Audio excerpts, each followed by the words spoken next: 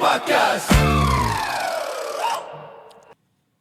Assalamualaikum warahmatullahi wabarakatuh. Salam seni, salam pendidikan. Inilah dia Seni Dik Podcast bersama saya Husnil dan orang yang banyak pengalaman, Prof Zarul. Senyum dari tadi.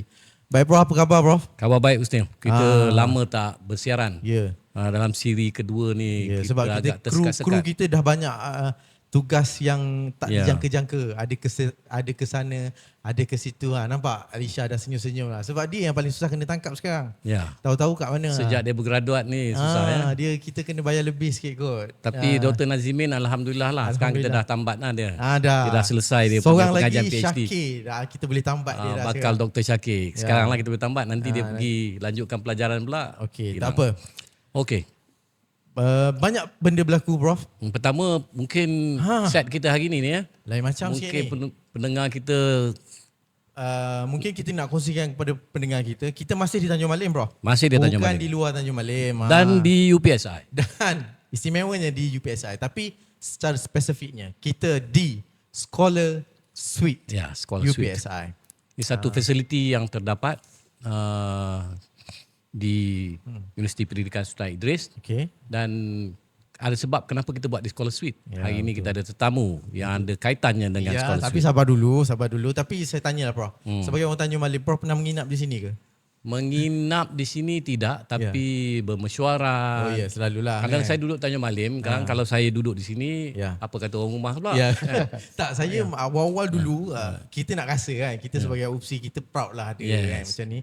Parents saya datang, saya menginap sekali dengan dia kat sini. Alhamdulillah. Kita saya ada nak rasa what dia. 98 bilik. Wow, 98 Dari bilik. standard, deluxe, suite. Okey, tapi saya sempat borak lah dengan staff tadi. Walaupun 98 bilik Prof, nampak macam selalu penuh Prof. Kalau weekend jangan tanya Kalau kalau lambat kalau buat book reservation lambat memang tak dapat. Lambat book memanglah. Okey Prof, Ya. kita nak mulakan dengan apa dulu sebenarnya untuk minggu ni? Kita tak boleh lama kerana kita punya tetamu ni hebat untuk bercerita, Yes. berkongsi dengan kita lah. Ya. Tapi kalau ada apa-apa perkembangan dalam dunia pendidikan yang berlaku yang Husni berminat untuk nak berkongsi dengan para pendengar, silakanlah.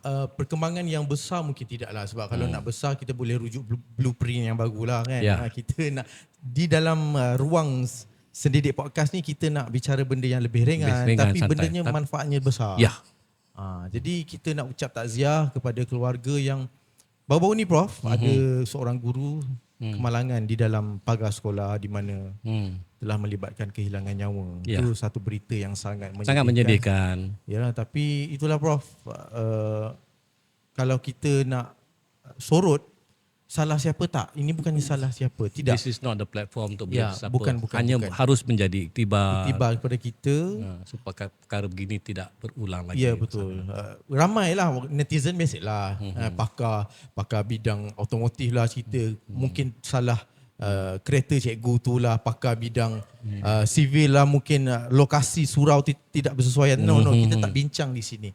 Cuma kita nak mengingatkan bahawa baik guru, baik pelajar dan semua warga sekolah di mana juga berada, sentiasalah berhati-hati Prof. Ya. Itu sahaja.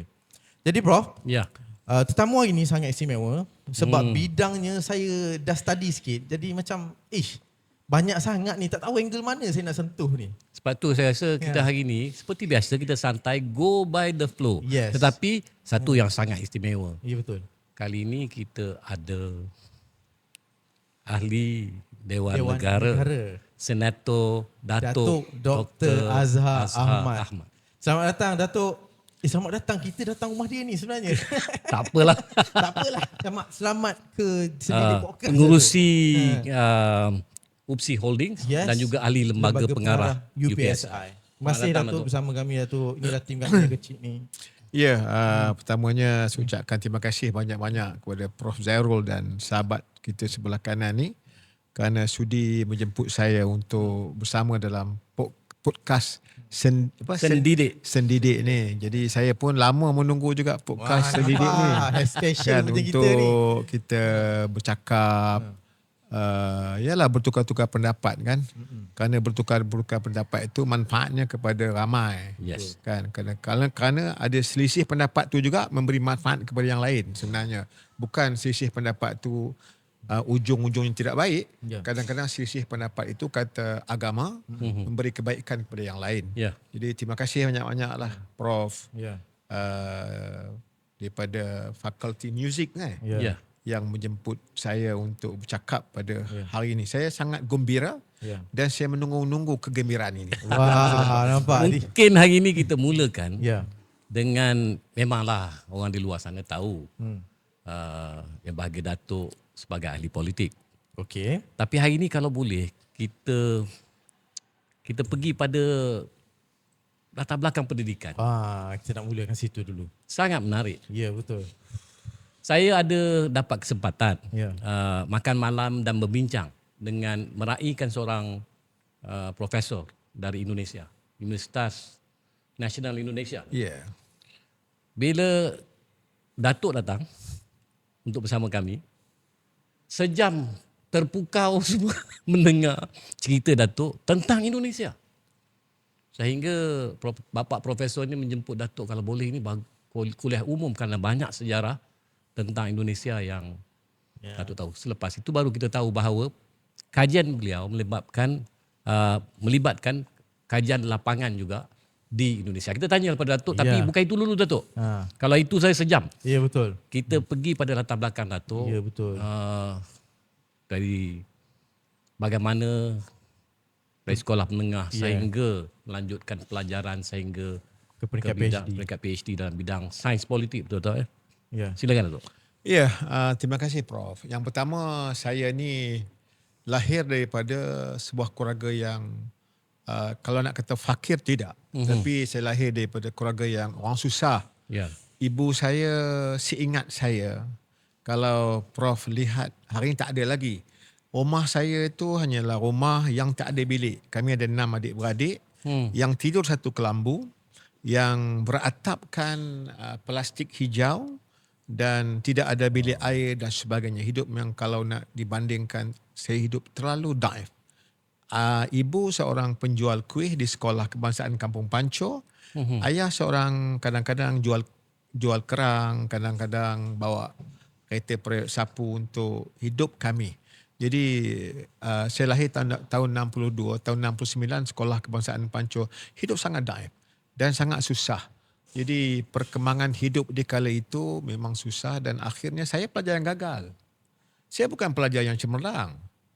Kalau saya ringkaskan daripada tingkatan darjah 1 sampai darjah 6, darjah 6 sampai tingkatan 3, saya fail. Saya pelajar yang gagal. Saya gagal segi rendah pelajaran ketiga itu. SRP gitu kan. Prof masa itu LCE. LC Lower Certificate of Education kan. Jadi saya segi rendah pelajaran saya fail. Saya gagal saya orang susah, makan tak ada, sekolah. Ini di Beruas. Ini di Kampung Panco dalam Parlimen Beruas lah. Dalam Parlimen Beruas. Jadi saya sangat susah. Makan pun betul lah pepatah orang tua kata, kais pagi makan pagi, kais petang makan petang, kais malam makan malam. Kadang-kadang beras secupak minta rumah tok, mak ni pecah telur sebiji bahagi 6. Betapa adilnya seorang ibu. Sedih cerita mak. Mak kita ni seorang yang sangat adil, tapi hari ini sudah ibu sudah meninggalkan kita. Ketika berada macam ni. Jadi saya ringkaskan sampai form 3 saya gagal. Saya SRP saya gagal. Macam mana nak berjaya? Saya pelajar yang tidak ada apa-apa, nothing. Jadi alhamdulillah pada masa itu boleh return, boleh mengulang kali kedua. Ya, di sanalah bila sebuah kegagalan itu akhirnya sebuah kejayaan. Saya berjayalah. Segi rendah pelajaran saya itu dapat A 27 agregat. Prof masih ingat kan, masa zaman kita dulu, barang siapa yang gagal bahasa Melayu, gagal matematik, dia dapat S. Dia terus gagal. Gagal keseluruhan, tapi kerajaan pada masa itu, KPM pada masa itu, membenarkan sesiapa yang lulus 5 kredit, dia akan boleh mengulang. Jadi saya mengulang. Mengulang lagi? Saya mengulang. Prof bayangkan umur dah 15, 16 tahun pakai seluar pendek, kaki berbulu apa semua. Susah. Kita susah kan. Ya, zaman itu ya. Susah sangat. Akhirnya saya masuk sekolah teknik dan vocational. Lepas dapat A 17 aggregate. Saya apply ke Sekolah Menengah Teknik dan Vokasi di Taiping. Typing Masuk kaji sawat motor. Saya ni technical pada asalnya, automotive and diesel. Saya punya Sekolah Menengah Teknik Kuala Lumpur. ya, itulah. Jadi bermulanya sebuah kejayaan itu di Taiping dalam pelajaran saya. Taiping tu bandar besar. Saya dapat pangkat 1. Tapi pada masa itu Prof, pangkat 1 pun apa pilihan yang ada? Pilihan dia ada 2 pilihan. Universiti tak ada macam sekarang. Sekarang universiti terlalu demokrasi. Sekarang universiti ada liberalisasi. Kemana saja you boleh buat pilihan. Ke kiri, ke kanan, ke depan, ke belakang. Perahu sudah di air, dayung di tangan. Sekarang ni kita boleh buat pilihan. Tapi zaman kita Prof, Prof lebih bernasib baik. Prof adalah ni fresh smart. Saya street smart. Kan? Jadi saya lepas saja SPM, saya sangat bagus keputusan. Tapi ada satu pilihan saja pada saya. Politeknik Nkrumah. Yes. Pada masa hari ini. Dulu tak ada. IPT swasta Tak ada. Politeknik Nkrumah tu pun dalam Malaya ni. Satu saja. Politeknik Atau Nkrumah. pilihan kedua saya masuk UTM. Ataupun Maktab Perguruan Teknik Ceras. Betul. Jadi pada masa itu tahun 80-an operasi isi penuh, ingat tak? Kerajaan saya ni walaupun saya susah tapi saya boleh survival saya beli Sarabah hari, tengok iklan di belakang. Anak tu cuba bandingkan anak kita dengan kita dulu. Kita beli Sarabah, minta borang, hantar borang, hantar envelope 4x9, bos stamp sendiri. Borang hantar kat kita tulis hantar balik. Mak bapak tak peduli pun. Mak bapak pada masa itu Prof, dia tak peduli hal pendidikan, dia peduli pada makan. Masa basic kan. Basic kena ada makan. Makan tak ada, rumah bocor semua ni, dia kena ada makan. Jadi saya ada pada masa itu Prof, saya ada dapat 2 temuduga. Yang banyak orang tidak tahu, itu temuduga ini pegawai bomber tingkatan biasa. Dan juruteknik Telekom. Dua-dua dapat. Akhirnya saya memilih juruteknik Telekom. Itulah bermula kerjaya saya. Start umur 19 tahun. Saya WSS berpisah secara sukarela pada tahun tahun 2000 lah. Selepas berapa tahun tu? Lebih kurang 18 tahun. 18 tahun juga. You just imagine. Padahal hari ni kalau 18 tahun saya dah ambil first degree, second degree, master boleh kan. Tapi saya di sini saya amat berterima kasih kepada sistem kerajaan kita. Prof, zaman saya lah, zaman Pak Lah, Allahyarham Pak Lah, menubuhkan Universiti Awam Open University. Ingat? Saya nak bagi tahu. Saya nak bagi tahu WC Open University dan mereka-mereka yang ada di Open University. Saya adalah pelajar yang orang kata petunjuk yang pertama di Perak. Di Perak saya masuk Open University. Saya berterima kasih pada kerajaan kerana telah menggabungkan semua universiti awam. Semua ada pemegang-pemegang taruhnya dalam Open University-nya. Akhirnya Open University ditubuhkan. Peluang-peluang macam kami. Second punya laluan yang kedua telah diberi pilihan kepada kerajaan untuk mendapatkan ijazah. Ijazah secara muda dalam perkhidmatan masa dia dah berkhidmat. Syarat kemasukan adalah pengalaman. Jadi alhamdulillah ni Prof. Alhamdulillah. Jadi saya berhenti kerja, saya belajar 4 tahun. Itu pun saya nak bagi tahu lagi kepada yang di luar sana, anak-anak muda, kepada pendengar kita. Sebenarnya kalau kita ada pilihan nak berjaya, nak gagal. Saya diberi peluang seperti ini belajar dan saya pun lambat nak graduan. Sebab apa? Muat pula. Dia ada muat untuk exit. Muat nak dapat band 3. Ya Allah. Saya orang pentermai bahasa Inggeris pun out. Semua out. Saya nak bagi tahu ni bahawa semangat itu kita boleh merubah sebuah destinasi. Sebuah destinasi itu yang ini ubah. yang kita nak dengar ni, motivasi. Merubah kehidupan keluarga. Robahkan kita punya kekalutan pemikiran, kejumutan pemikiran kita. Kerajaan telah sediakan segala-galanya. Saya 2 kali patut saya grad tahun 2012 ujung, akhirnya kegradean saya itu kepada 2013 ujung. Sebab muat 2 kali. Setahun 2 kali muat kan? Jadi akhirnya saya berjaya lah muat saya itu. Akhirnya saya lulus. Saya ijazah pertama saya. Tahun? tahun 20 ujung 2013 kalau tak salah saya sebut. 2013. Yes, first degree Pada saya. umur yang Yang lewat. jadi tak ada alasan untuk kita teruskan. Tak ada alasan kata kita untuk tidak berjaya. Jadi kerajaan sudah menyediakan segala-gala kemudahan, segala-gala apa yang tapi sekarang lagi mudah diberi peluang kepada anak Malaysia. Tak ada duit boleh mengaji, ada duit boleh mengaji. Apa pilihan? Perahu sudah di air, dayung sudah di tangan. Apa pilihan tuan? Kayuh saya nak pergi ke mana. Akhirnya saya dapat PhD saya 2018-19 saya PhD saya, dan akhirnya itulah sekarang ni. Alhamdulillah. Itulah robah kehidupan saya. Bukan saya kata dengan ada SPM tak boleh berjaya.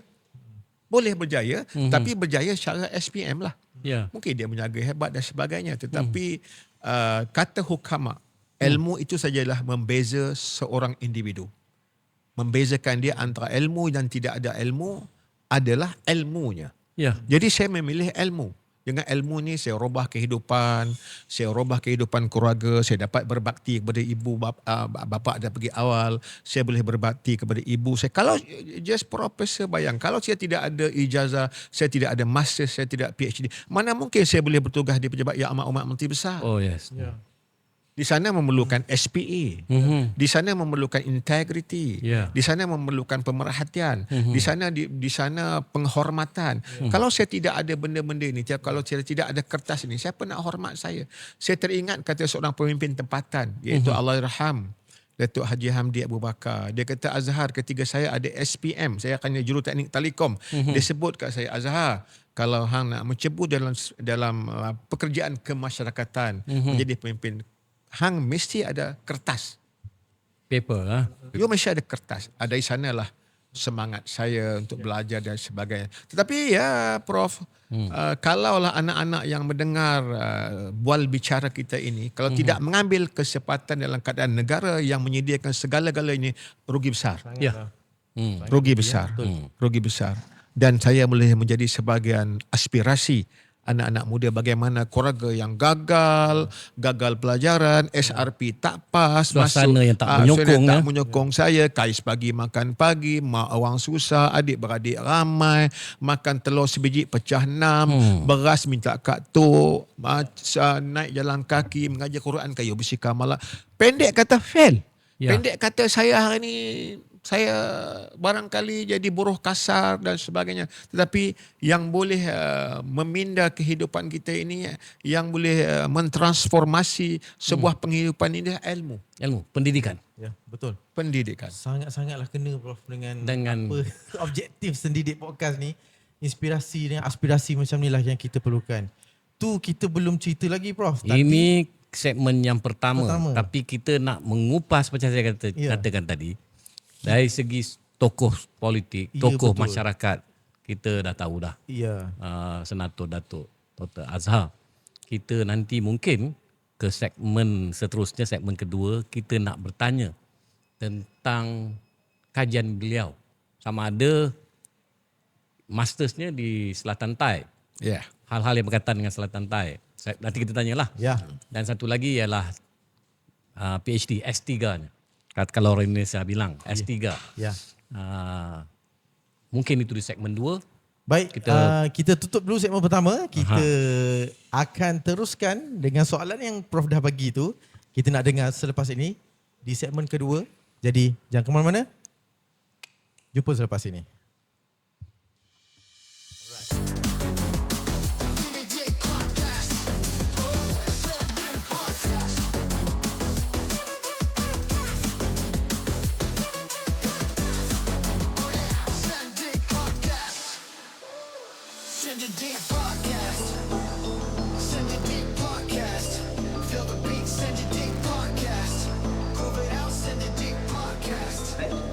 Baik, kita kembali ke Sendidik Podcast segmen 2. Prof, tadi masa intro tadi, Prof dah share lah. Kita kena balik kepada penaja tempat kita ni. Ya. Nanti di bising Kita ucap terima kasih. Ya, Prof kata ada 98 bilik. Dia ada juga ruang lain kan Prof? Yes. Ya, ruang apa tu Prof? ruang dewan yang untuk multipurpose hall Yes. yang juga disewakan kalau Husni nak kahwin sekali-sekali. Oh, astagfirullahaladzim.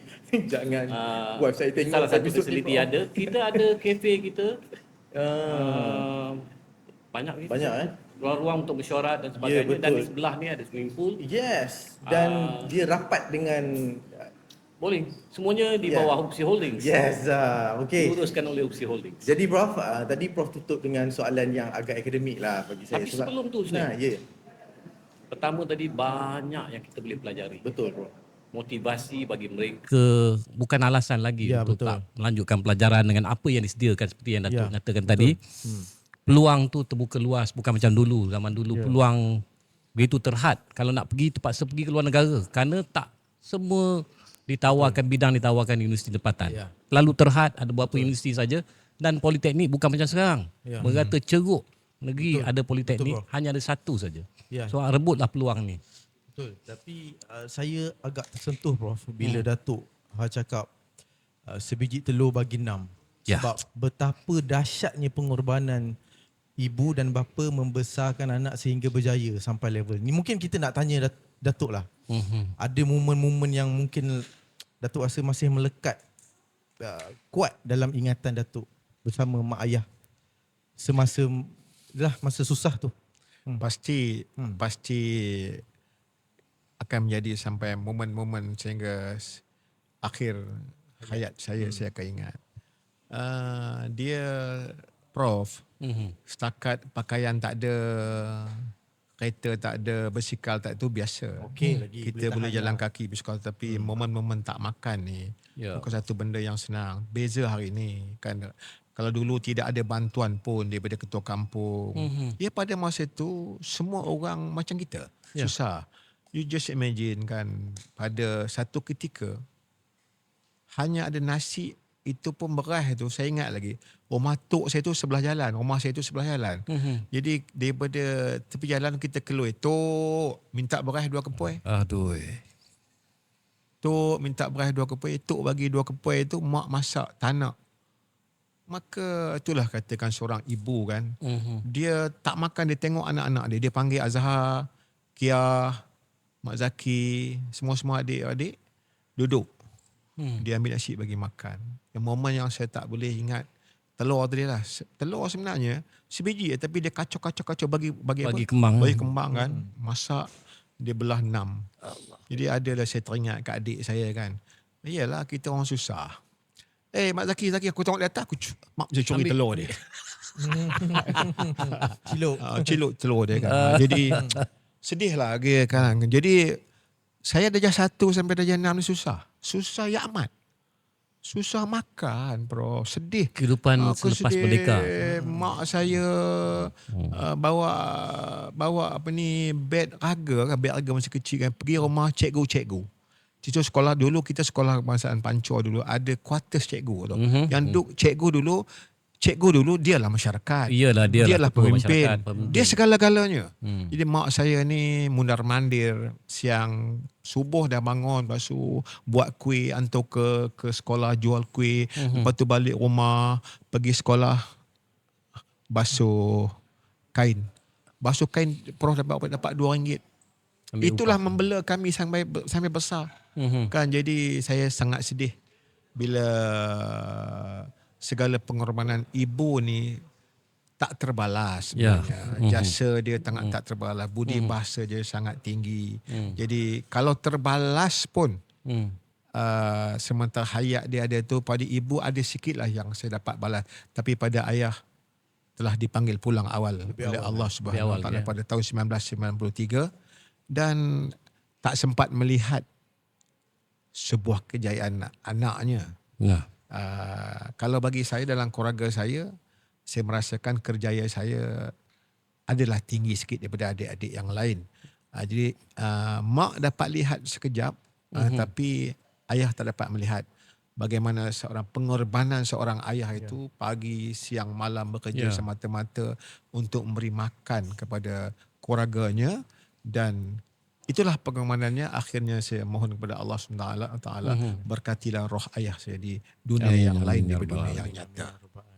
Tapi itulah dia Prof, berkat kesungguhan, berkat pengorbanan, kesabaran. Sebab kadang orang ini buat alasan susah kan? Ya. Tapi dia tak jadikan Susah hari ini tak susah macam yang Datuk cerita dulu. Ya. Zaman baru merdeka. betul. Rata-rata penduduk tanah Melayu termasuk Sabah Sarawak pada paras kemiskinan. Yang kemiskinan yang tak boleh digambarkan lah. Betul. Ini satu contoh.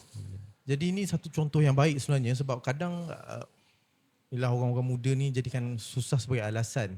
Sepatutnya susah tu dia jadi Susah-susah pembakar sekarang semangat. ada bantuan macam Kan? yang Datuk cakap. Ada bantuan. Susah tak ada makan dah ada yang membantu. Ya. Ya, Prof. Kalau kita lihat kan, kalau bicara soal kesusahan hari ini, tak patut kita bicara soal susah yang sampai tidak membenarkan anak kita bersekolah. Tak boleh ada itu. Itu pasal dalam akta kerajaan sekarang, kalau kita tidak menghantar anak kita tu ke sekolah dengan cara yang sengaja, kita boleh didakwa. Boleh didakwa. Boleh didakwa. Wajib. Makna katanya, kalau susah, bilang aja susah. Ada orang akan bantu, akan ada JPKK akan bantu, guru besar akan bantu, pimpin masyarakat akan bantu, pimpin masyarakat adun akan bantu. Tak mungkin dalam satu kampung tu, dalam satu karya mukim tu kalau JPKK je main peranan. Zaman kita tak ada. Zaman Belum kita ada ni tak sistem ada tu, tak ketua ada. kampung yang membantu. Pasal kita kerajaan kita ni very structured sekarang ni kan. Tak ada begitu. Jadi kita tak boleh nak bantu pada siapa. Tapi sekarang ni kalau yang pendengar-pendengar di luar sana dengar, kalau ada mak ayah mendengar, kalau susah datanglah kepada mereka yang bertanggungjawab. Ya. Kalau mereka yang bertanggungjawab tak bantu, maka mereka juga akan diambil tindakan. Jadi soal universiti, kata kalau kita zaman Prof saya, bagi saya technical line kita ada hanya satu, Politeknik Engku Umar. Hari ini berapa banyak politeknik? Ya. Satu Melaya. Ya. Berapa banyak universiti, berapa banyak IPTS. Jadi maksudnya kalau tak mau mengaji itu memang tak nak lah. Ya. Tapi saya adik-adik yang di luar sana macam saya ni orang yang susah, orang yang papa kedana, orang yang fakir lah pada ketiga itu. Tapi saya boleh ada PhD saya. Dan PhD saya bukan macam Apple Q, Apple C dan sebagainya. Ini menteri marah ni. Tidak. Sebab kita nak promote juga. Tak apalah kalau Dr. Zamri dengar, dia dengar lah kan. Pasal dia lah semenjak saya bekerja dengan dia lah menggalakkan saya ingin dapat PhD. Seorang menteri besar yang menggalakkan. Ada juga orang Datuk Zamri sendiri yang galak Datuk. ada juga orang perli kita mengaji, orang perli kita orang buat je mulut kita macam-macam kan. Tetapi sebenarnya kalaulah saya ni juga tak berfikir untuk sebuah kejayaan, kalaulah Dr. Zamri yang menjadi idola saya itu tak memberi gelakan, kemungkinan juga saya sampai setakat itu saja. Ya. Kan, tetapi pilihan kita ada. Faktor. Pilihan bantuan kita ada, segala-gala kita ada. Tapi saya PhD Prof bukanlah 3 bulan. Bukan. Ke situ pula Ya, dia realiti. Saya bukanlah setahun. Saya 4 tahun. Ya. Okay. Original PhD, original PhD, Kajian authentic. dia tentang apa sebenarnya? Authentic saya sekarang kalau nak kata saya bangga, saya harus bangga. Ya, betul. Harus bangga. Kenapa saya kata bangga? Saya daripada nothing. Ya. Saya daripada nothing. Saya tidak tahu bahasa Inggeris, tidak tahu semua saya tidak tahu. Tapi akhirnya saya berjaya dekat ini. Saya harus bangga kepada saya, dari saya dan family saya. Kan? Jadi yang di luar sana, yang hebat-hebat di luar sana itu, zaman sekarang ni anda sepatutnya lebih daripada saya. Ya.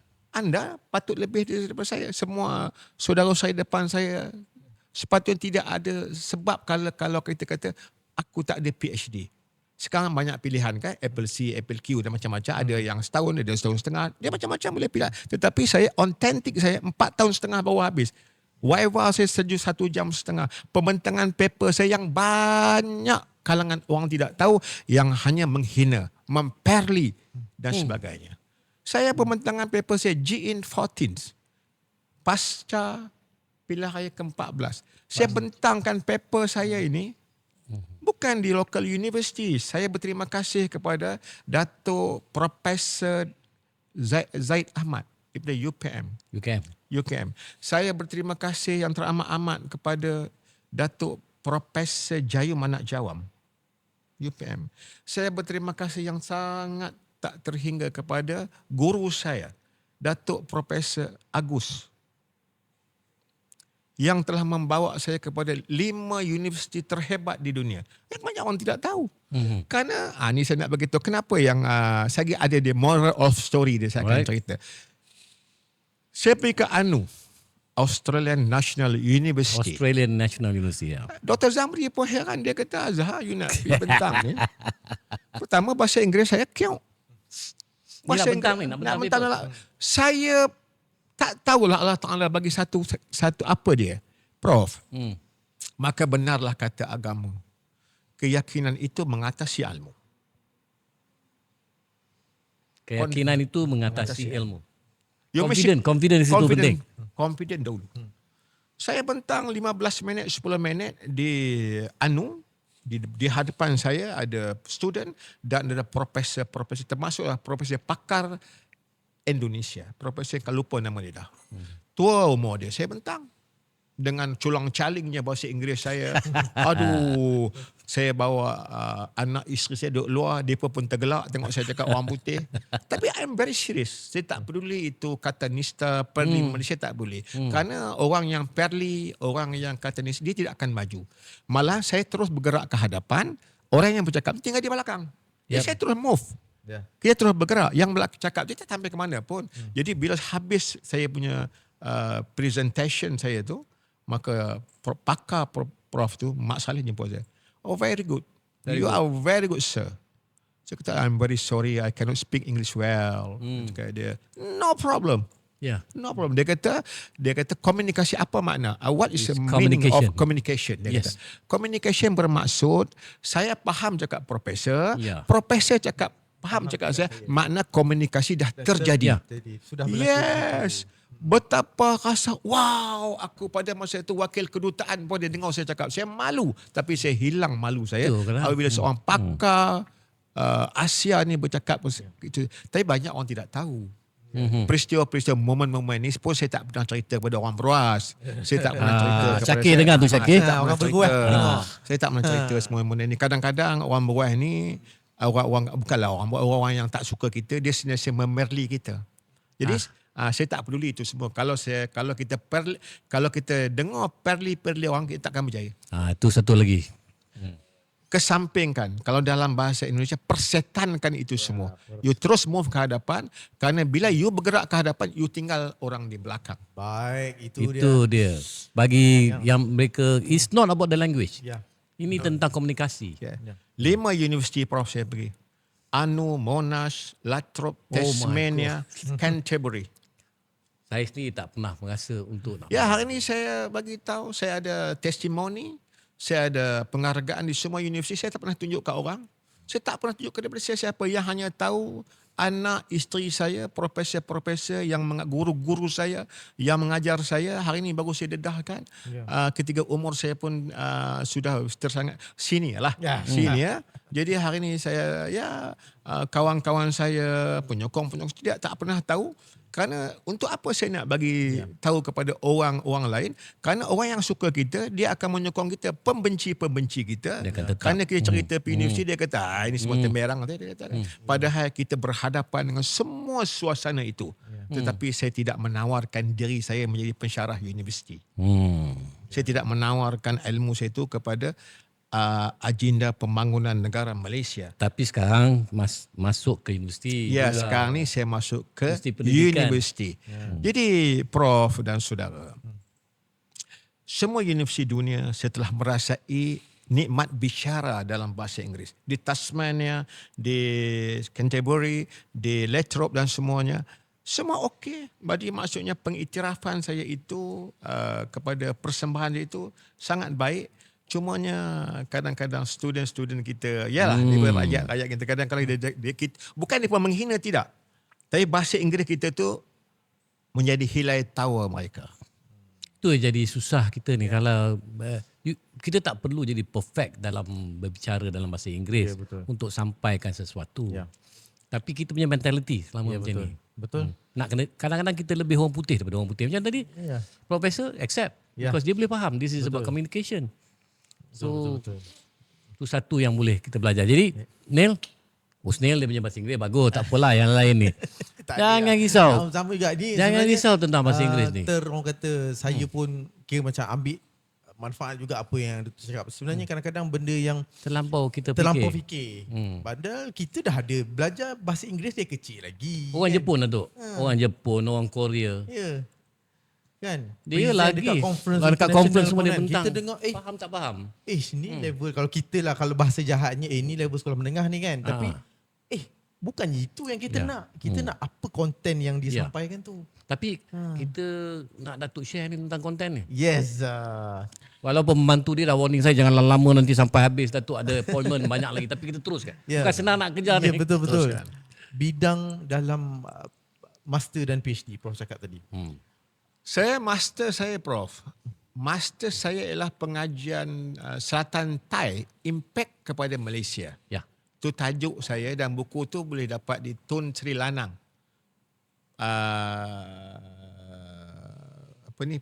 Perpustakaan UKM. Boleh cek dengan Google dan semua kan. Bagaimana kajian lapangan saya Selatan Thai bermasalah kepada Malaysia. Prof, ini bukan cakap lawak lah Prof. Sesuatu benda yang saya lakukan secara serius. Tu saya ni kalau berjanji, mudah-mudahanlah saya akan tepati masa saya. I'm very disciplined. Setiap minggu saya pergi Selatan Thai. You just imagine. Wow. Every week.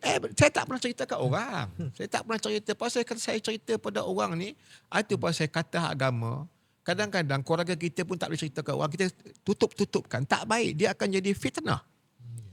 Dia pernah tengok tak? Yalah. Kita mengaji tinggi pun kadang-kadang orang bukan suka. Kita tutup-tutupkan kerana itu hak kita. Kita move ke hadapan. Saya nak akan tinggalkan mereka yang pendusta. So, Selatan Thai ni tu? Selatan Thai. Saya bukan nak kata pakar tetapi boleh bercerita. Daripada Nakhon Sitamarat. Sampai Nakhon Sitamarat, Ayutthaya, Takbai. Takbai. Dan semua itu adalah di bawah Selatan Thai. Ya. Kalau dulu kependudukan Islam Selatan Thai dipanggil wilayah Senggora. Wilayah Senggora ni ada, kalau tak salah saya sebut, ada 5 wilayah. Itulah wilayah Selatan Thai. Dulu sebahagian daripada Sebahagian daripada dulu sebelum Perang Dunia Kedua mereka itulah tertakluk kepada Kerajaan Kelantan. Ya. Kan? Kerajaan Kelantan. Bagaimana orang putih menipu Sultan Muhammad yang keempat. Apabila perang berlaku, Perang Dunia Kedua berlaku, apabila pada mulanya Patani orang Melayu Islam ni berpihak kepada Inggeris. Pada masa itu. Tetapi apabila Inggeris berjanji akan memberi ni kita ringkaskan, saya kena in deep, kita kena buka kelas. Kita buka kelas kan. Ini santai je. Ini santai je. Jadi kita ditipu oleh penjajah. Bangsa Melayu kita, bangsa Patani Islam ditipu oleh Inggeris. Inggeris pada mulanya nak sokongan daripada Patani, daripada orang Melayu Islam. Tetapi Sultan Muhammad yang kalau tak salah gelaran dia Sultan ada buat perjumpaan 1870-an 74 ke macam itu. Berjumpa dengan Inggeris, dengan Hindia Inggeris, berjanji kalau hang sokong aku, kalau aku akan beri kemerdekaan kepada hampa. Itu janji dia. Itu janji. Tetapi apabila peristiwa Hiroshima Nagasaki 1945 apabila dibom, maka rebah Jepun, maka pada masa itu timbul songgram. Kerajaan itu timbul songgram ialah Perdana Menteri Thai ketika itu. Ya, terpaksa meletak apabila kalah, tak jauh tak akhir dia belum membunuh diri dan sebagainya. Jadi jumpa semula, kamu dah janji nak beri aku merdeka, Inggeris. Tapi Inggeris kata no. Hanya kalau ikut kajian saya tu, buku yang tulis oleh saya, kajian daripada rujukan-rujukan tu, hanya semata-mata tidak beri kemerdekaan kepada Patani itu sebabkan dibimbangi negara-negara takluk Inggeris ni tak dapat beras. Itu saja. Jadi kalau kita lihat, kezaliman yang berlaku kepada rakyat Thai, itu kajian kita. Dan akhirnya menjadi masalah ke Selatan Thai itu akhirnya masalahnya kepada Malaysia. Apa dia yang ada masalah itu? Kebanjiran pendatang Ya. tanpa izin, Ya. penyeludupan Ya. senjata. Dan kena ingat dalam negara ASEAN kita ini, Malaysia dengan Thailand bersepadan. Sempadannya kan. Bordernya sangat rapat kan. Ya, kita seperti mana Prof tahu bahawa di Thai berapa banyak pertubuhan BRN, pertubuhan selendang merah, selendang sebagainya bagi menuntut sebuah kemerdekaan. Ya. Sampai ke hari ini Sampai ke masih hari bergolak. ini. Jadi kalau kita tengok, semua Perdana Menteri ini berjanji untuk memberi otonomi kepada Sultan, tapi tidak diberi, berlaku. tidak berlaku. Zaman kezaliman dalam buku yang ditulis oleh saya dalam kajian saya adalah zaman Pimbul Songgram. Timbul Songgram. Pimbul Songgram. Jadi semasa kajian saya dibuat itu adalah kajian yang terakhir di zaman pemerintahan Thaksin Shinawat. Thaksin Shinawat. Dan Thai ni, di Thailand ni, negeri dah kacau putih, dia terkenal dengan kudeta. Jadi zaman saya mengaji itu, dah hampir 56 orang dikudeta. Maksudnya kudeta, tentera mengambil alih secara kudeta. Jadi ramailah orang kependudukan kita dibunuh dan sebagainya, kezaliman berlaku. Jadi kalau ikut kajian kita di zaman yang kezaliman, Islam nak diasimilasikan sebagai Buddha dan sebagainya, akhirnya mendapat penentangan daripada orang Islam. Orang Islam dibunuh dan sebagainya. Banyak. Dia nak, Prof, susah kita ni umat Melayu Islam ni. Di mana-mana pun kita banyak pertubuhan. Terlalu di sana banyak. pun banyak pertubuhan selendang merah, selendang hitam dan sebagainya. Akhirnya kita terpecah terberai. Terberai oleh anasir-anasir sabrisi yang memecah belahkan kita. Jadi sukar sekali kita untuk kembali seperti dahulu. Dan kalau kita tahu wilayah Selatan Thai itu Patani. Bukan petani nama pekan, dia Patani. Patani kan, dia wilayah Songgora. Daripada Nakhon, Sitamarat, Ayutthaya, Takbai, semua tu di wilayah Islam. Kalau dulu masa saya mengaji itu hampir 15 juta penduduknya. Kan? Jadi itulah. Jadi kajian tu melebar disebabkan kerana peristiwa-peristiwa yang berlaku di Selatan Thai itu akhirnya memberi impact secara politik kepada kita. Takkan Prof lupa dah masa peristiwa yang berlaku di WTC, World Trade Center. Bersekali dengan peristiwa yang berlaku di Takbai, di Takbai dan juga di Masjid Kresik di Patani. Yang mana masa itu tentera Thai, Thaksin telah menembak beberapa orang Islam yang duduk dalam masjid itu. Banyaklah peristiwa-peristiwa yang akhirnya border kita ni kena diperketatkan. Jadi sesuai dengan dasar kerajaan sekarang ni, AKPS ditubuhkan. Dan kita bermasalah juga zaman Arahan Paklah. Jadi bila katalah pemberontak dah datang ke tanah kita, jadi kita dapat selesaikan secara diplomasi dan secara diplomatik. Jadi itulah kajian saya. Kesan daripada ketidakstabilan Selatan Thai itu tentunya dia membawa masalah kepada negara kita. Ya. Penyeludupan sangat hari ni itulah serba sikit kajian. Banyaklah kalau nak cerita ni Prof kena offer saya untuk bagi visiting professor ke apa kan. Kita adjust lah Prof. Tapi kalau bidang seni kita boleh ke Fakulti Muzik Persembahan. Tapi ini banyak bidang sejarah. Ni Sains politik. Ya, mungkin tu area Dr. Sahul juga. Itu Datuk sekat-sekat juga tu. Sebab dia tahu kita berada dalam podcast. Ya, kalau betul. tidak lagi lama nanti kita sambung lah. Kita boleh sambung lah. Jadi adakah bidang yang sama di peringkat sarjana kedoktoran? Ya, pada mulanya cadangan bila kedoktoran PhD saya nak ambil selatan Philippines. Pula dah selatan juga ya. Selatan juga. Pasal dia Mindanao kan. Basilam itu nama pertahanan terakhir umat Islam, dipanggil Basilam.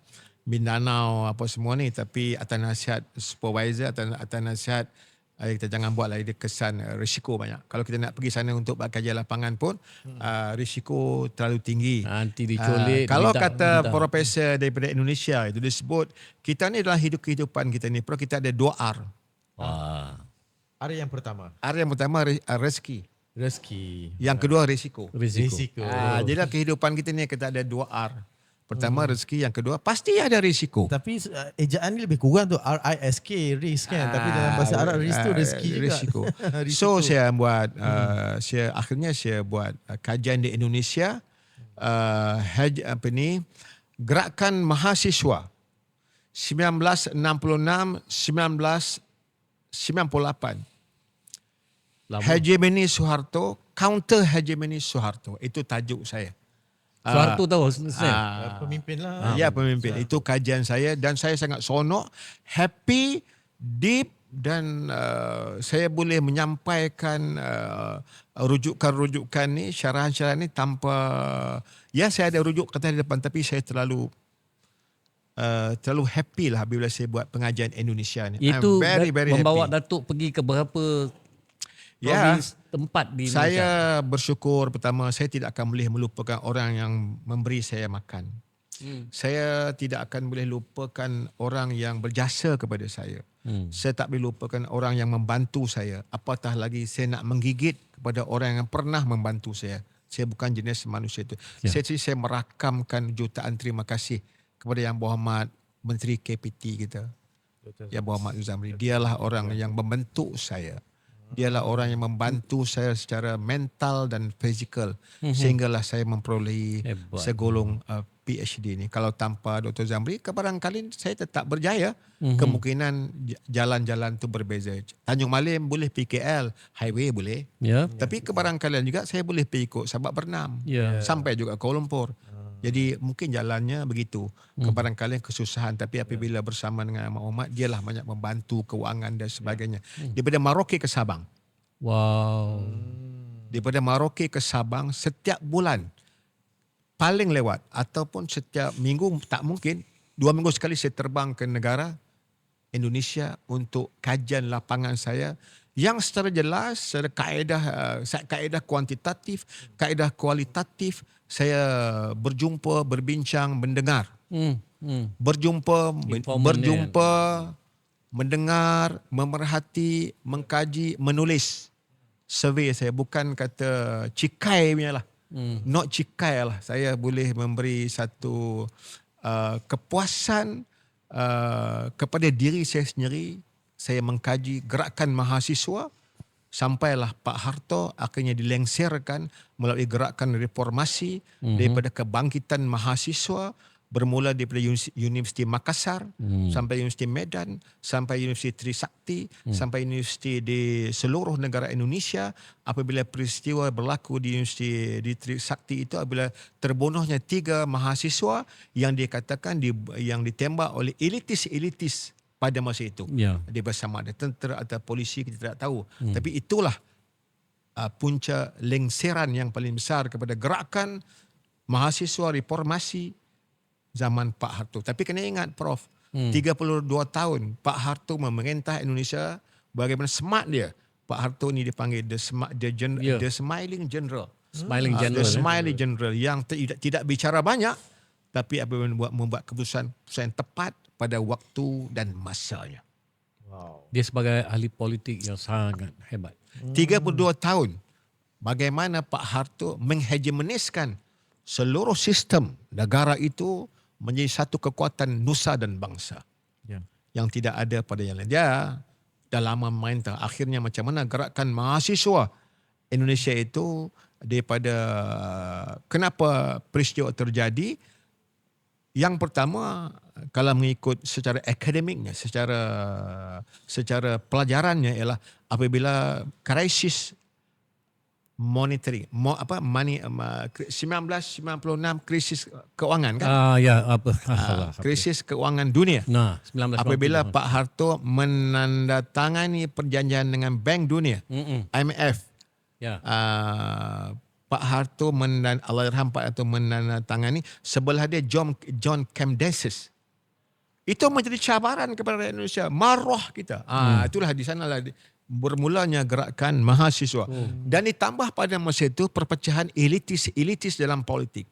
Pada masa itu berpecahnya elitis tentera dalam Kompasusnya, Pak Wirantonya apa kan. Mereka itu ada wapres dan pada masa itu ada mula ada tawaran-tawaran untuk bertanding dalam parti dan sebagainya.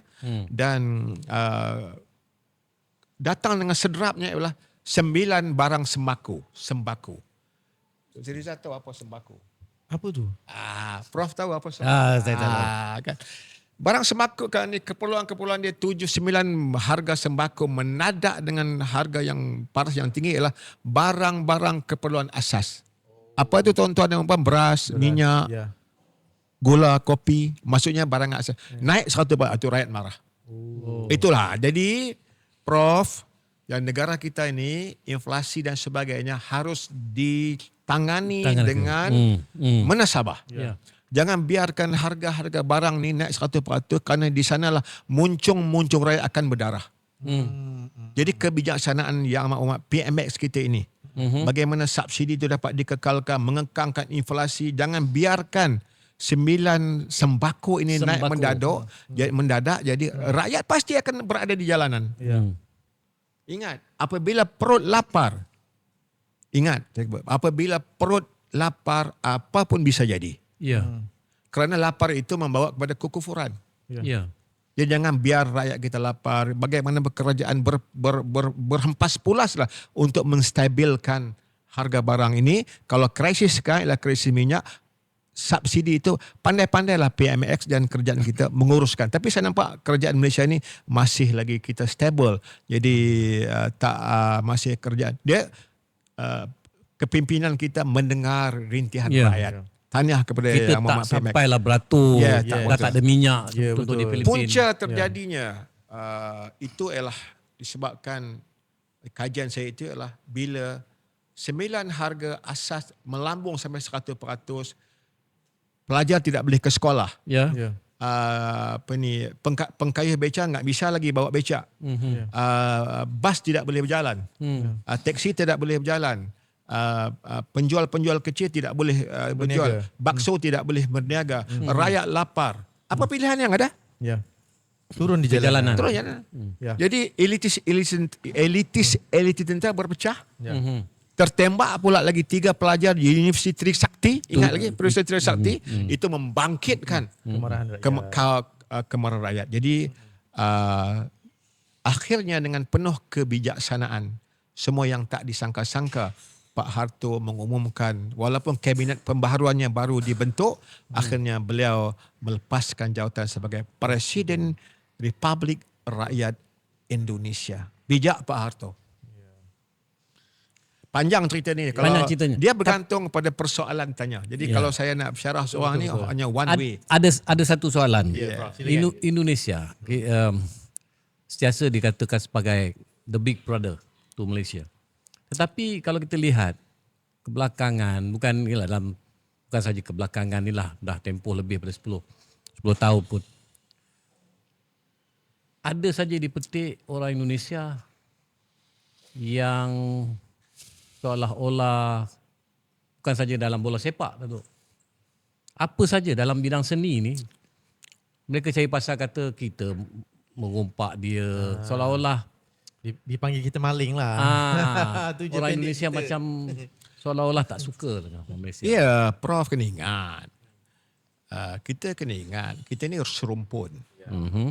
Serumpun bak serai. Baik. Habis satu saya tak ingat lah kan. Serumpun bak serai. Kita kena ingat negara kita inilah negara Nusantara yang disebut oleh Pak Hamka. Ada beberapa negara yang termasuk dalam Nusantara. Okey, kita ambil Indonesia dan Malaysia. Border kita tahun bila yang ada border?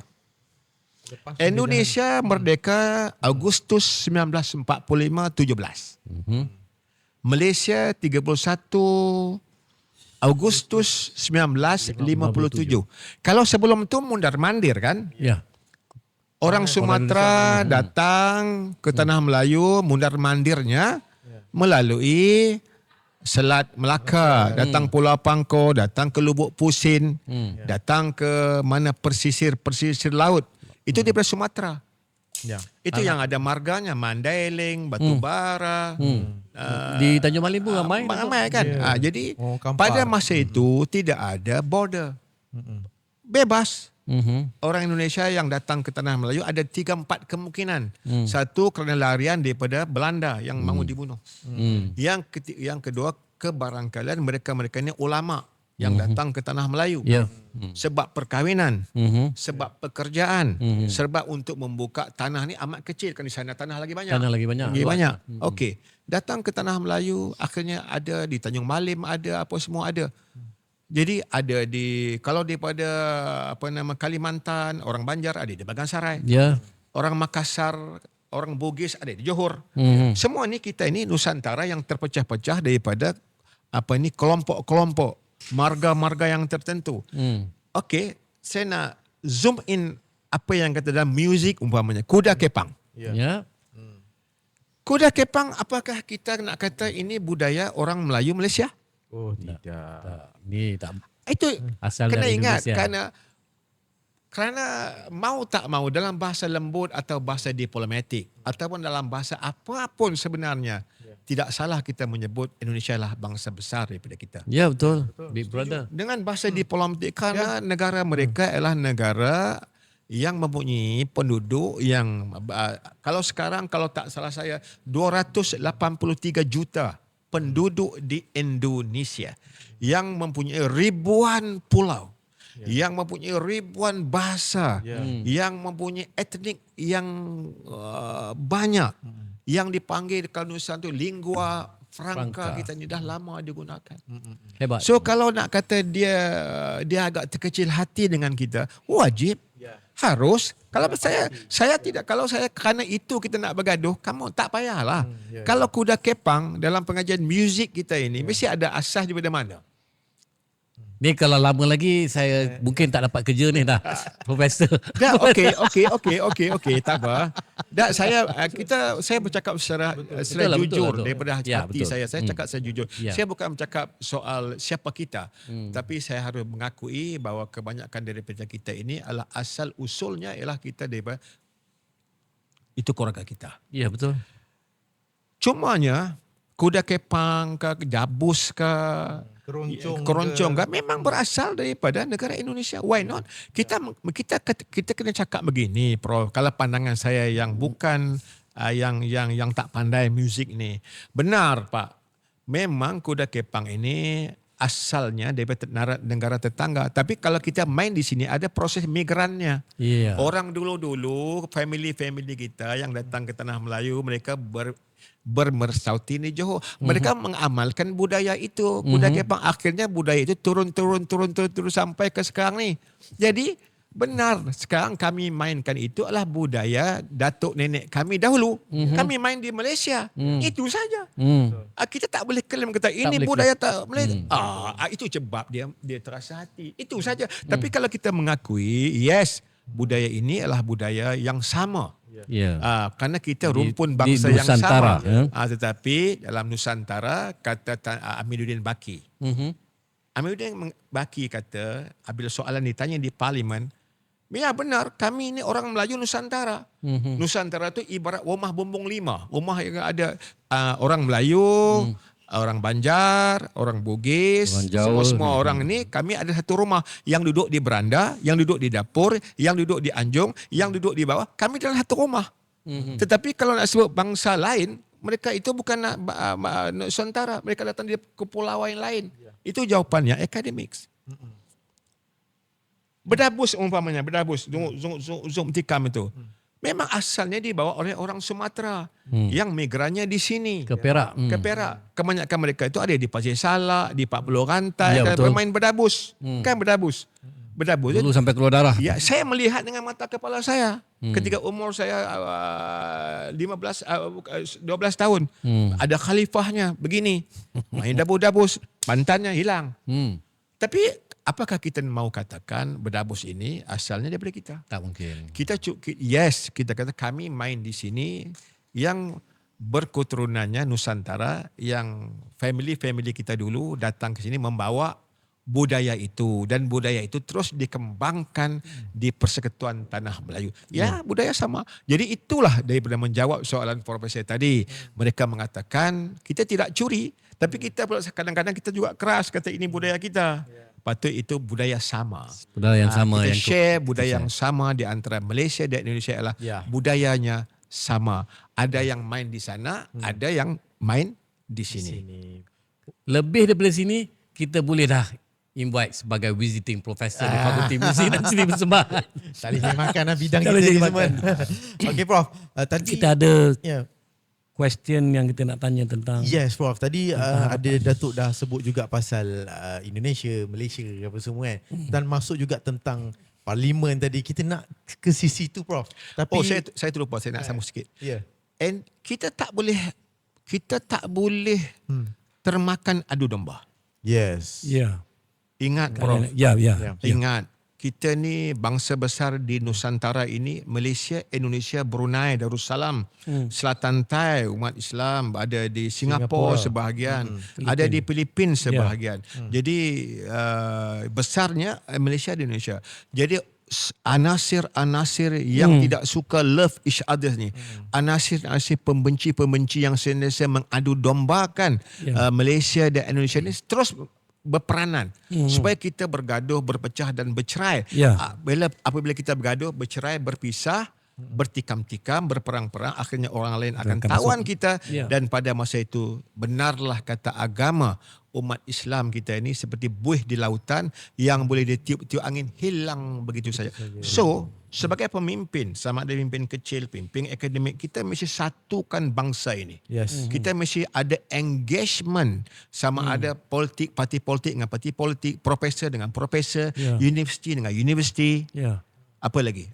Jadi ikatan ini kita kena selalukan supaya ikatan kasih kita ni menjangkaui hubungan biasa. Kerana Malaysia dan Indonesia ni terikat dengan hubungan kekeluargaan, hubungan budaya, hubungan sejarah, hubungan perkahwinan, hubungan harta. Menarik tu. Ya, orang Indonesia ada tanah di sini. Ada juga orang sini ada menyaga di sana.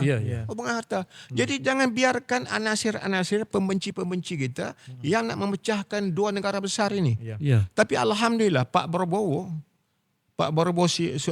Haji Prabowo Subianto, Pak Anwar mengekalkan hubungan baik ini. Kalau kita tengok sebelum ada kapal perang di peristiwa dalam ambalatnya dan sebagainya, menakutkan. Tetapi kebijaksanaan kepimpinan negara kita ini telah mengekulkan keadaan. PMX umpamanya, dia ada hubungan baik dengan Pak Habibie. Siapa Habibie? Presiden Indonesia. Ya. Siapa lagi Pak Habibie itu? Pak Habibie itu adalah Ichmi. Ichmi itu macamlah juga dengan ABIM di Malaysia. Presiden Angkatan Belia. Ichmi, IC, kalau tak ICM adalah Islamic apa-apa kan. Angkatan Belia Islamik di sana. Di Malaysia, Pak Anwar, hubungan ni hubungan sejarah. Hubungan baik yang banyak anak-anak muda tidak tahu lagi sejarah hubungan negara bangsa kita ini. Hubungan Allahyarham Pak Harto dengan Tun Mahathir. Hubungan Pak Karno dengan Tun Razak. Hubungan Pak Karno masa itu dan kita ada wujudnya konfrontasi 1969 kalau tak salah saya. Hubungan Pak Hamka, seorang tokoh falsafah, tokoh agama hebat di Nusantara, sering kali datang ke Tanah Melayu menyampaikan khutbah, menyampaikan syarahan-syarahan di Masjid Negara dan sebagainya. Dan beliau adalah diberi profesor daripada UKM. Dia hubungan kita, saya sebut hubungan agama, hubungan hubungan yang terlalu dalam, akrab. Siapa? Ibrahim Yaakob. Zaman Orde Lama yang balik di Tanjung Balai menjadi menteri pertama zaman Pak Karno. Orang sini. Okey, siapa pula kalau kita nak kaji Profesor Adam Malik. Adam Malik Wapres dan juga Menlu yang paling hebat satu ketika dulu zaman Pak Karno. Tidak ada, dia ada hubungan baik dia, saudara family-familynya di sini. Jadi apakah kita sanggup melihat anak-anak muda kerana ada isu-isu yang picisan, isu-isu yang kecil-kecilan, ini yang dimainkan oleh orang-orang tertentu untuk merenggangkan Malaysia dan Indonesia, kita boleh terima. Maka kalau itu berlaku, kekuatan umat di Nusantara ini akan hilang.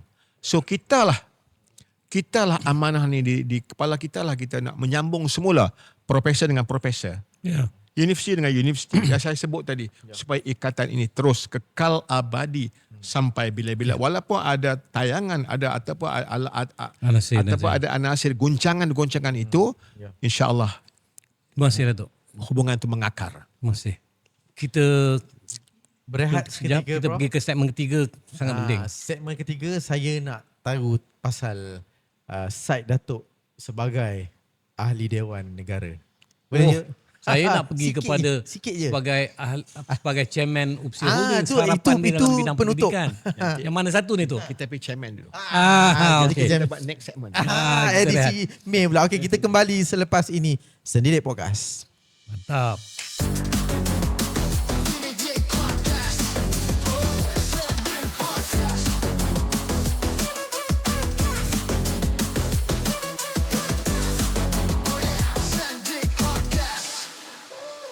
Sendidik Podcast. Sendidik Podcast. Feel the beat, Sendidik Podcast. Prove it out, Sendidik Podcast. Baik, kita ke segmen ketiga. Kembali ke Sendidik Podcast. Jadi, untuk segmen ketiga, Prof, Yap. kita nak lebih dekat dengan chairman UPSI Holding lah. So, kita nak tahu sikit. Ya, Datuk walaupun ialah seorang senator, Ya. seorang ahli politik, sekarang ni dah menjadi chairman, pengurusi bagi UPSI Holdings. Mungkin pendengar kita tak begitu mengenali our business wing kita ni. Yes. Dan peranan dan harapan Datuk sebagai chairman terhadap perniagaan dalam yang berkaitan dengan pendidikan. Yes. Apa harapan dan rancangan Datuk? Prof Azli. Pertamanya KPT, kita kena tahu juga KPT ni membenarkan universiti menubuhkan wing ni. Sayap perniagaan dia adalah untuk membantu universiti. Ya. Itu yang kadang-kadang kita tak faham. Ya. Kita nak bersaing sama sendiri pula. Mhm. Tak betul. Okey. Tak betul. Jadi tujuan ditubuhkan holding di semua universiti awam ni bagi satu tujuan. Jadi universiti nak menjaga tak boleh. Yep, universiti tak boleh berniaga. Dia bagi kepada wing ni holding untuk berniaga dan dividen itu dipulangkan balik kepada ayah kita. Ayah dengan anak ni. Jadi ayah dengan anak ni mesti ada synchronize. Mesti bekerjasama yang baik untuk mendapatkan barakah, hasil yang banyak pulang balik ke universiti. Ya. Itu basic dia begitu.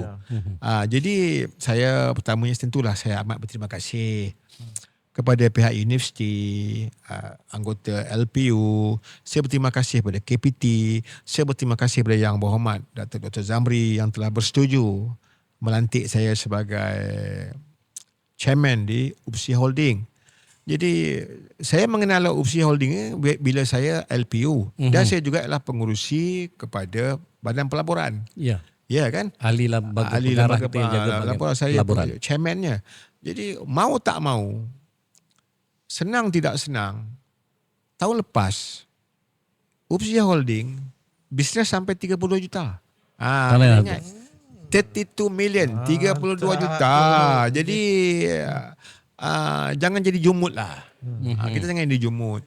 Jadi dividen dibayar kepada universiti kurang lebih 1 juta. Ya. 1.2 or 1.1. Jadi bayar kepada dah berhasil dah membayar dividen kepada ayah kita. Memanglah dulu ada bagi soft loan dan sebagainya. Ya. Kan? Jadi hari ini kita berada di right track. Di right track. UPSI Holding ni ada beberapa pilar. Ada hotel, ada bowling, Ya. ada golf, ada hujana. Tapi yang paling bagus adalah di sini ialah nak menjanakan education punya business ni. Ya.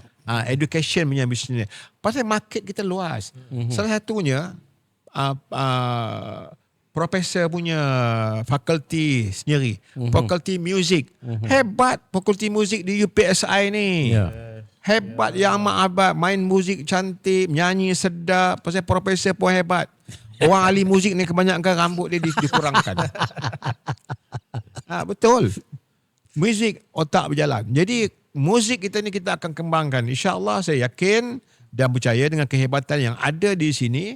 Mana satu hari nanti pelajar-pelajar kita boleh ambil daripada negara China umpamanya, daripada Indonesia umpamanya, market besar. Yes. China ada berapa bilion dia punya market, dan di Indonesia berapa banyak market, dan kita jual. Orang tahu Prof, orang sebut UPSI tak payah cerita lah. UPSI ni orang tak payah cerita lah. Universiti yang telah melahirkan teknokrat negara, yang telah melahirkan pemimpin-pemimpin negara. Tun Ghaffar Baba Allahyarham, SITC.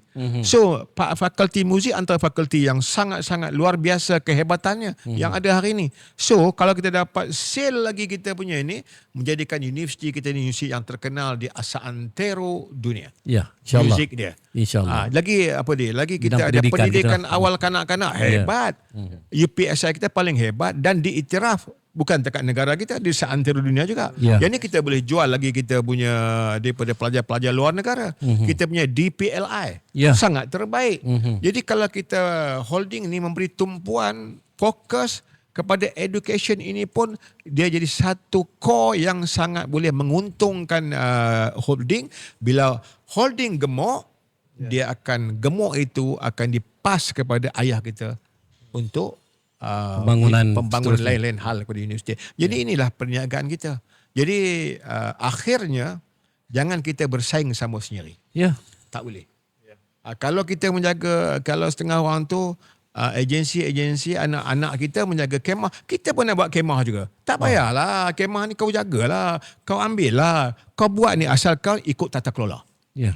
Asalkan ikut tata kelola, ikut undang-undang bisnes. Inilah tujuannya kerajaan menubuhkan holding. Kalau tidak, tak payah. Kalau kita nak bersaing sama jadi profesor, tak payah buat. Tak payah buat. Tetapi dia mesti ada hasrat membantu untuk menjadi holding ni hebat. Mesti universiti kena bantu. Tak boleh tidak. Ayah mesti bantu. Ayah bantu, yes. Mesti ikut tata kelola, yes. Mana yang tak cukup, percukupkan. Mana yang patut dia jadi facilitator, jadi facilitator. Bantu, ini tak cukup, ini kurang, kita jadi cantik. Jadi kalau itu kita lakukan dengan jujur dan ikhlas, 5 tahun tak sampai Prof. Dengan ada kita punya idea nak masuk pelajar-pelajar muzik dan sebagainya. Saya 5 tahun, 3-4 tahun kita akan, insyaAllah kita akan dapat keuntungan 5-6 juta, saya ingat. Bukan garanti, tidak. Tapi Allah Ta'ala akan izin ni sejauh mana kita berusaha, dan kita jangan buruk sangka kepada Allah Subhanahu Wa Ta'ala, dan insyaAllah Allah akan beri kepada kita. InsyaAllah Datuk. Mantap. Terima kasih banyak. Prof, ada soalan lain ataupun pulang pada Husnil, Datuk dia ada sampai ke pukul 4. Kita bolehlah nak wrap up apa-apa je. Betul Prof. Jadi macam sangatlah ralat. Itu Prof. pun Datuk oleh kerana perniagaan dia tak boleh reveal semua. Betul. Dalam perancangan tu ini highly competitive. Dia simpan lah. Betul. Nanti off record nanti kita sambung lagi, jangan risau. Tapi Prof, saya suka Prof sebab kita sendiri di podcast ni kita tak pernah dapat tetamu seorang senator. Seorang jadi kita tahu yang ahli Dewan Negara ahli Dewan Negara, dan Dewan Negara itself dia upper house, dia lebih tinggi daripada Dewan Rakyat. Fungsi dia ialah secara generik kita tahulah check and balance, tapi fungsi orang kata mungkin Datuk nak cerita sikit. Apakah orang kata Datuk punya posisi di situ? Dia macam ni, senator ni senator ni ada dua. Pertama, senator yang dicalonkan oleh kerajaan negeri melalui Dewan Undangan Negeri. Yang kedua, senator yang dipilih dilantik oleh Kebawah Duli Yang Maha Mulia Seri Paduka Baginda Yang Tuan Agong apabila mendapat rekomendasi daripada Yang Amat Berhormat Perdana Menteri. Itu ada dua senator, tapi sama lah tu, tapi cuma daripada state mencadang lantikan ataupun daripada federal. Senator ni dia upper house. Kalau di senator, kita tengok senator daripada US dan sebagainya kan. Jadi bagi sebenarnya itu sama aja. Cuma kadang-kadang dia salah mengerti kan. Orang kata ini senator ni rubber stamp saja. Tidak. Kebarangkalian itu berlaku dulu-dulu. Sampai sekarang ni kalau tengok senator dalam Dewan Negara itu semua hebat-hebat. Semuanya hebat-hebat. Jadi senator ini adalah dia tidak pembuat dasar tu di lower house. Dia akan bawa kepada upper house untuk dibincangkan, dibahaskan, diluluskan. Oh, situ juga. Diluluskan. Okey, kat situ. Kalau dikatakan saya nak ringkas cerita ni, kalau ada banyak kaedah dia. Kalau sebarang usul akta undang-undang undang baru telah dibahaskan di parlimen, di lower house, dibawa ke upper house, katalah upper house ni tak lulus, maka undang-undang tu tidak jadi di undang-undang. Dia pulang balik ke dasar-dasar. Itulah maknanya upper house. Jadi peranan upper house ni ialah checks and balance. Check and balance, dan tugas pertama kita sebagai ahli senator ialah mempertahankan kedaulatan undang-undang, mengikut keluhuran perlembagaan itu mengikut prinsip-prinsip rukun negara. Itu saya garapkan. Dia tidak boleh lari daripada itu. Mempertahankan apa saja yang terkandung dalam perlembagaan persekutuan selari dengan prinsip rukun negara. Okey, baik. Jelas. So, lega sikit. Saya senator, saya yalah, semua saya berharap akan disambung. Sampai sekarang ni belum sambung lagi lah.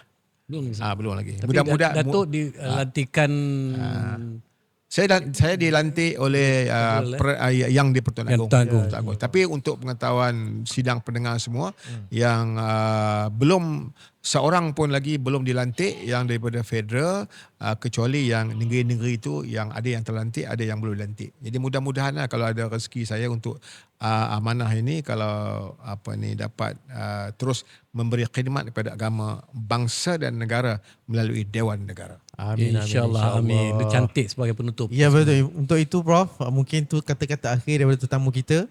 Dan mungkin kita dah di penghujung episod ini. Ada banyak kita perlu ucap terima kasih. Terima kasih tempat ni. Ya, terima kasih pada bagi Datuk kerana sudi meluangkan masa untuk bersama dengan Sendidik Podcast. Kami sangat besar hati kerana saya rasa ini yang pertama kali lah dapat seorang senator untuk datang sebagai tetamu, dan sudi pula kami menggunakan Scholar Suite yang hebat ini sebagai tempat kita bersendidik.